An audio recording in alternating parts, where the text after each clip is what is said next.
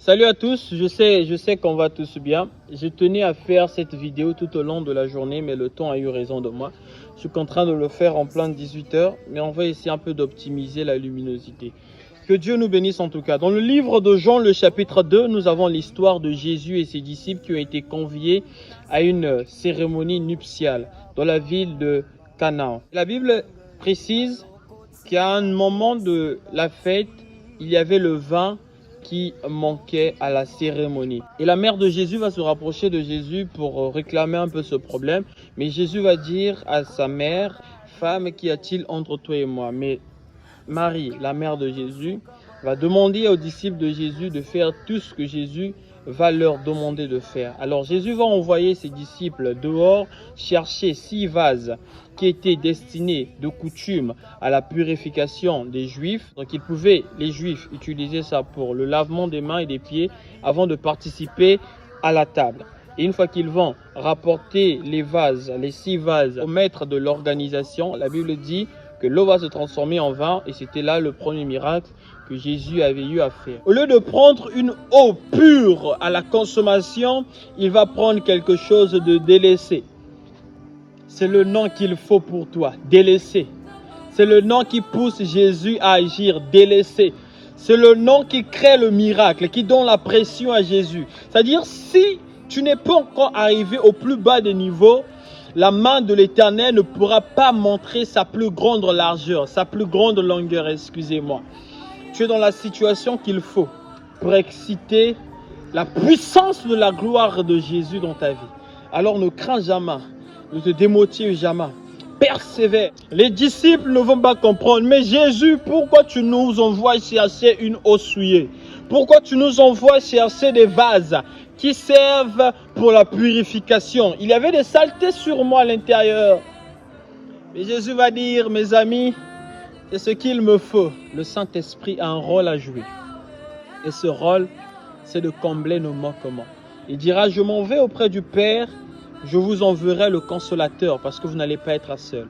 Jésus l'a appelé le consolateur. Si tu n'as pas de sujet de consolation, ça veut dire que le Saint-Esprit n'a aucun rôle à jouer sur terre. Laisse-moi te dire simplement que tu es dans la bonne situation aujourd'hui pour prier. Dire, mon Dieu, mon Seigneur, de la même façon que Moïse devant la mer a trouvé obstacle, mais par la prière, le chemin s'est créé. Dans ma situation, je le crois et je le sais que tu feras. Il y a un miracle qui t'attend. Que le temps qui passe ne te déçoit pas. Que les jours qui avancent ne te démotivent pas. Tant qu'il y a la vie, on le sait tous, c'est qu'il y aura toujours de l'espoir. Avec Dieu, il n'y a jamais de trop tard. Il n'y a jamais de trop tôt. Il arrivera au temps favorable, au temps convenable. De la même façon que le Seigneur a sorti de la poussière, cette poussière qui était foulée aux pieds, la forme d'un homme du nom de Adam. De la même façon que Jésus a pu ressusciter cet homme Lazare qui était durant 4 jours en train de pourrir. Et de la même façon que Jésus a pu faire dans la vie de ces aveugles, de la femme à la perte de sang, qui partait déjà à la fin de sa vie, il pourra forcément se manifester dans ta vie de la sorte. Ces vases ont été laissés dehors. Jésus a demandé à ce qu'on les introduise à la porte, on les introduise à la fête. Ne t'ignore jamais, parce que Dieu pourra faire avec toi son ouvrage de gloire, d'émerveillement, que les hommes remplis de tenement ne pourront jamais croire. La Bible déclare quelque part que Dieu appelle à l'existence de nos vies des choses qui n'existent pas. C'est-à-dire Dieu ne transforme pas notre vie pour la rendre plus meilleure, mais Dieu appelle carrément à l'existence ce qui manquait. Je ne sais pas qu'est-ce qui te manque en cet instant où tu m'écoutes, mais Dieu, il pourra appeler à l'existence ce qui te manque simplement.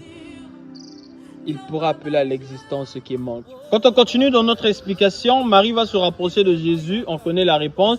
Femme, qu'y a-t-il entre toi et moi? Mon heure n'est pas encore arrivée. C'est comme une réponse négative, mais Marie ne va pas s'arrêter là, connaissant le déroulement du miracle de la présence de Dieu. Marie va dire aux disciples de Jésus, faites tout ce qu'il vous dira. Ça va m'étonner, mais Jésus qui ne voulait pas, mais bien après, il va demander à ce qu'on apporte. Il va faire le miracle quand même. Qu'est-ce qui a poussé Jésus à faire ce miracle? Touche le cœur de Dieu. Pousse le ciel à s'ouvrir.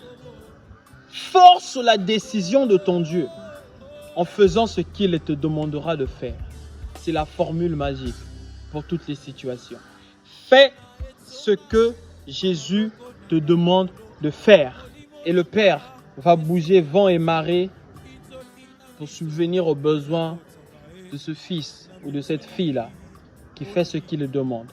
Tu sais ce que Jésus veut dans ta vie. Tu sais ce qu'il te demande de faire. Tu sais ce qu'il te demande d'abandonner. Tu sais ce qu'il te demande de commencer à faire maintenant. Le sérieux qu'il veut de toi.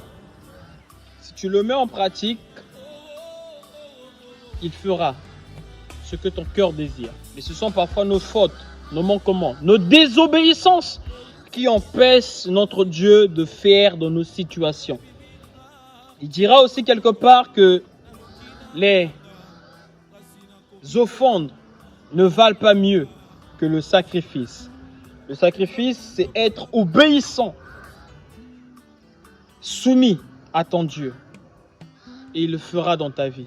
Mais un jour, Jésus va toujours t'introduire. Et toi aussi, tu vas célébrer. Toi aussi, on va te dire que tu es bon. Tu as bon goût. Comme c'est tout.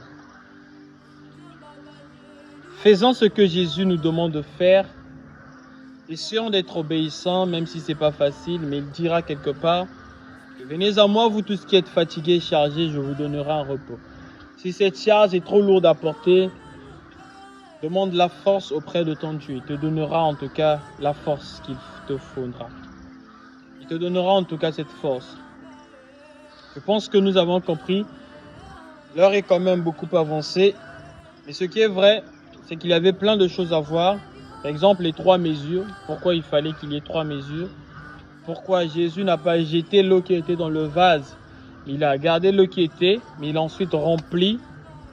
Pourquoi il a demandé à ses disciples d'avancer au fur et à mesure qu'ils avançaient le vase, l'eau dans le vase se transformait en vin. Pourquoi ça ne s'est pas fait aussitôt, mais c'est quand ils étaient en train d'avancer.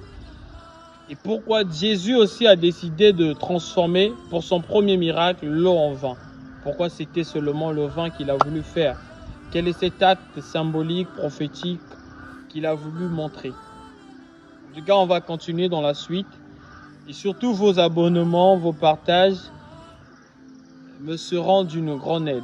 N'hésitez pas surtout à me contacter, poser des questions en commentaire si vous le voulez bien. Que Dieu nous bénisse en tout cas et à la prochaine.